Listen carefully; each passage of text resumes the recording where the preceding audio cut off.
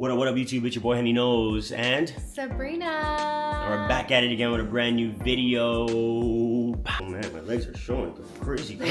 Welcome back to our channel. It's been a minute, y'all. It's been a minute. We're back in We're it. working. We're hustling. We're trying to make stuff happen for us. We're progressing for the rest of the year. I promise you that. If you don't know, I got my own channel, HENNYKNOWS, whatever. I do a lot of reactions. I do a lot of day in the life stuff. For me personally, just tap in with your boy. You know what I mean? Beyond all that, the main thing is this family channel. You know what I'm saying? The update is our regular weekly YouTube drop. We talk about parenting, we talk about family, we talk about lifestyle, we talk about etc between us, me and her, you know what I'm saying? So you guys make sure to like, subscribe, and comment. All that good stuff. And ask us questions, For sure, ask us questions, because just like in this video, we want to do a little Q&A and we would love to incorporate your questions from the comments. But yeah, let's go into the first topic, man. Let's do it. Okay, first topic. So sibling dynamic rivalry. Yes. That's the first topic. Yeah. So, and as I mentioned, we got 3 kids, so there is, sibling dynamics right now. With Natai being the eldest, kind of leading the charge, whatever, he kind of he sets the standard. He sets his tone. There you go. Yeah, for sure sets the standard. So right now, between, let's say, Natai, who's the oldest boy, and our second child, who's also a boy, Sabori, there is a lot of love, but there's also a lot of figuring each other out kind of situation. And competition. And competition as well, definitely, especially from Natai. As much as we want to hang out with them and play with them, we do kind of force them to be with each other. Well, we had them for each other, And that's what I mean, right? And we remind them of that. Ty, just like he said, likes to be the older brother. He likes to be first. He likes to get things first, whatever. But, we also, are coaching him to, be that example for his siblings. Key. Obviously, you run into some trouble with that because Sabori, not being too much younger, thinks that everything that Ty gets, he's supposed to get as well. So that's when the rivalry comes. Like when Bori wants something that you feel like Natai is more entitled to, let's just say a snack. How have we, for example, dinner? If Sabori doesn't finish his dinner and Natai does, Natai gets dessert. Sabori doesn't. How do we deal with that if Sabori starts screaming and crying? When it comes to Natai and he finishes his dinner and we've given him his dessert or his snack time, I can't possibly give Sabori his snack or his dinner, his thing, until he's at least tried his food. Say hi, And I think it's also kind of trying our best to eliminate the entitlement part of it. Yes. Just because Natai got it, he gets it. Right? Natai, Sabori oftentimes will, he might cry and scream and be like, no, I want it. I don't want my food. But then we've been utilizing timeouts. So what we do in that sibling dynamic part is, we communicate as much as we can. Well, Sabori, you didn't finish your food. Natai did finish his food, and that's why he's getting this right now. And yes, Sabori is going to get upset, but I feel like as long as we're communicating, using our words and explaining, oftentimes the kids will try to do the same back to us as well. Another way of trying to eliminate that sibling rivalry is we allow them to create their dynamic. As much as we want them to have long, lifetime lasting, like sibling relationships, we can't always intercept into oh, well, Natai had this. Sabori, we have to tell them to figure it out. Well, one of you guys are upset. Oh, Natai, Sabori took your toy. We'll go to Sabori and talk to him. Communicate, Right? So I think that the one thing that we can leave this conversation saying is you have to communicate, not just, between each other and with the child, but forcing them to communicate as well. Keyword, let them figure it out. Let them figure it out because they can. Yeah, they will. And they will, right?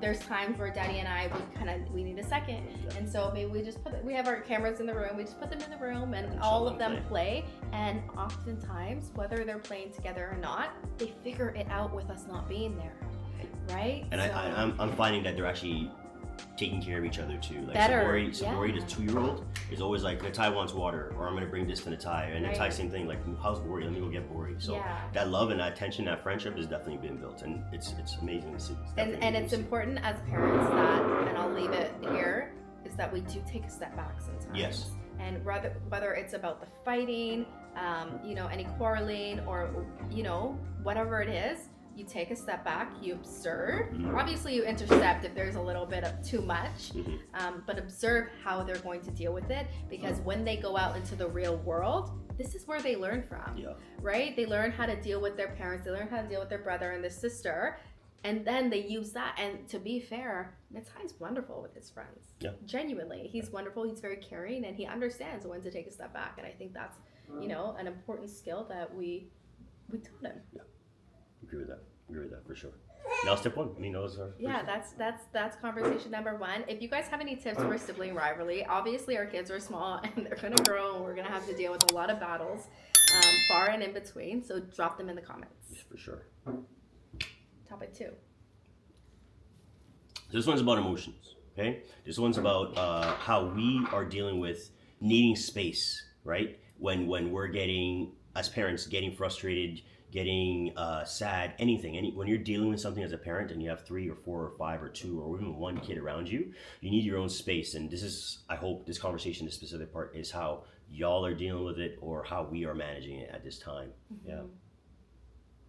Go ahead. That was the closing part. I didn't even know what. Oh, that was the introduction? Yeah, I didn't know. Okay, so I think for the emotional well-being of parents, like he's insinuating, is very, very important. The way we have tried to do that, we talked about it a lot in our first topic, is communicating with each other. And that can be nonverbal as well. When Henny sees that my tone, or maybe I'm getting a little bit too aggressive, or maybe my mood is just out, he will intercept whatever I'm dealing with to take over and tell me to take my space. Sometimes you're just like right in the heat of it, and whether you're disciplining, whether you're just frustrated, whatever the case is, it's very important to have your partner understand your cues. Yeah. Whether it's having a conversation prior, you need a certain word that when you're getting a little bit too heated, like your word is red, it's red, babe. Maybe you need to take a step back. Whether you know your partner and you could you look at your partner and you're like, all right, you take that responsibility of saying, no, you need to take a step back. Even Henny and I have gotten into arguments about this. We have to learn, and we are learning, to give each other that respect of knowing each other and knowing when the other person needs to take a step back. Yeah. So that's, I think, the first tip that I want to leave the emotional well-being is, work together. Work together with that. For sure. And then on that same vein, as I fight the Aya here, on that same vein, if you're a single parent, for example, and I'm not, but she was away for a week in Trinidad dealing with her family situation back there, and she needed that time, and she took Yaya, so it was just me and the 2 boys.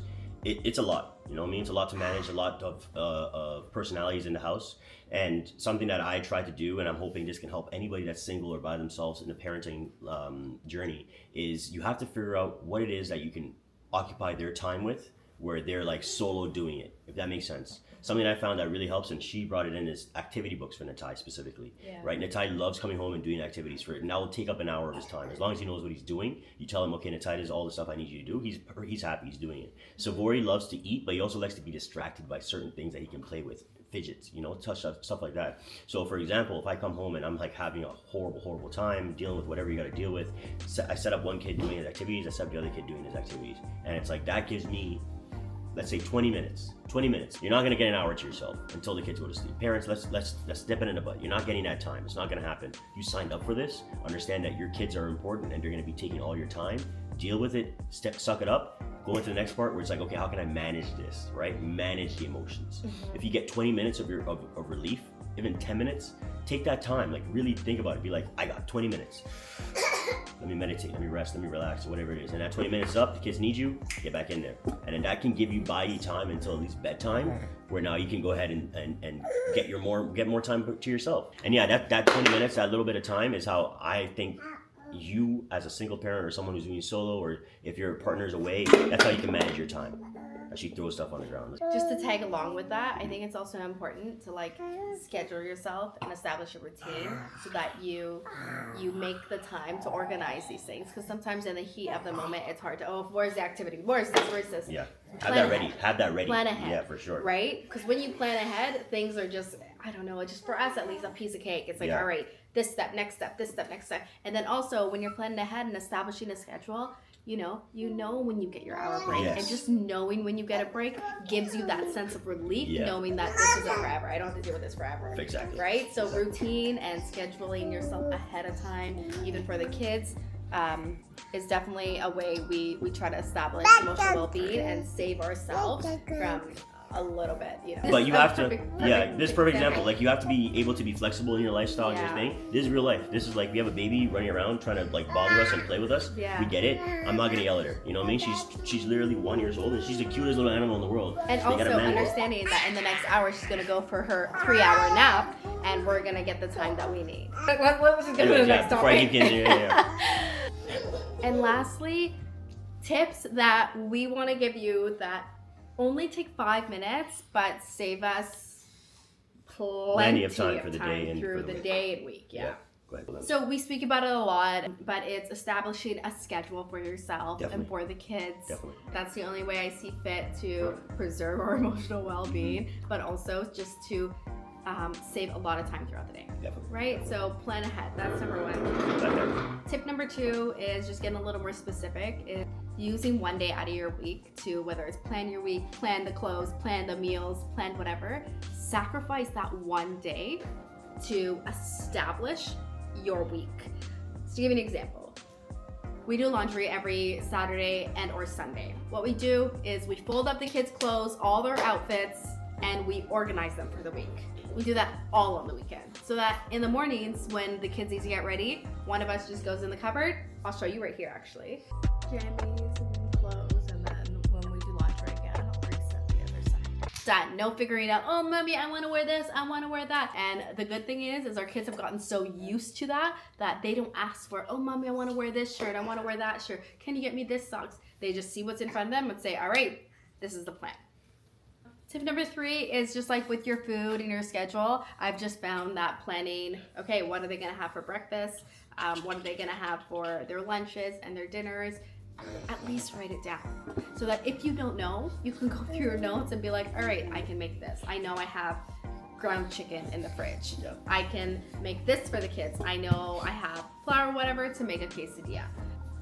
Little things, right? The little things that take 5 minutes of brain power, it makes all the difference. So if you guys have any ideas or things that you guys do that take you 5 minutes that save you plentiful time, if that's a word. Plentiful. Put it down there. Yeah. Drop it in the comments. Drop it in the comments. You want to build a community, y'all. Like, you want people We talking, do. not just parents, any single parent, solo people. People want to have kids. Yeah. People are going through relationships. Like, talk to us. You know People what I mean? who don't want to have kids, you know what I mean? Let us know. Tell us what you think, because we want to create those conversations. Lastly, I have some questions that I put on my Instagram for Let's people get it. to ask us. So we're just Laptop's going coming up. to. Yeah. Question number 1. Why did we have kids so close in age? We wanted that dynamic. It kind of goes back to the first question, honestly.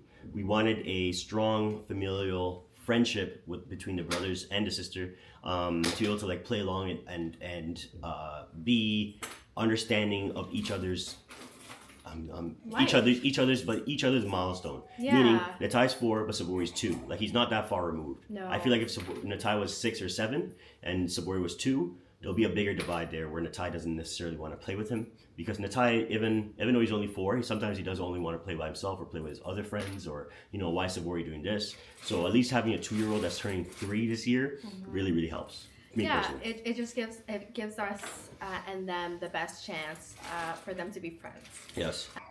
Oh, my little girl's crying. We're gonna get question number 2 set up. I'm gonna go deal with her. Right back. What are the biggest joys about parenting? Biggest joys? As he has to deal with a crying baby. You gotta deal with it. Almost every parent would give you this answer, is watching them grow. When we were in Trinidad, I had a lot of time to talk to a bit of the older parents that have watched our children grow. And there's one person specifically that I spent a lot of my time with. We call her Lady. I was asking her just about her life.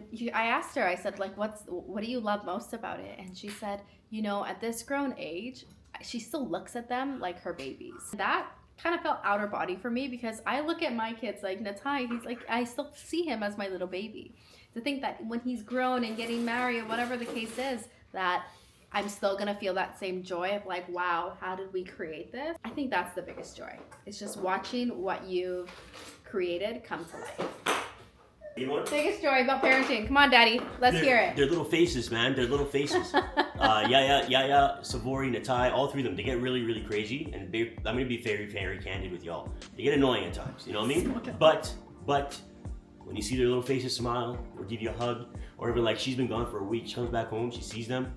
That right there warms your heart. So that right there is the best part of having all these kids. It makes everything worth it, I promise you. She get out? She got out. Let me go back to you. Go, you on.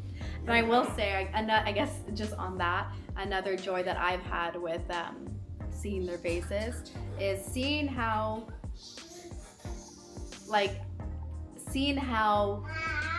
they've taken my genes and Henny's genes and combined them and just what they look like. Basically seeing yourself in them, seeing your partner in them, and seeing a completely different person outside of that as well. What could you do better when it comes to parenting?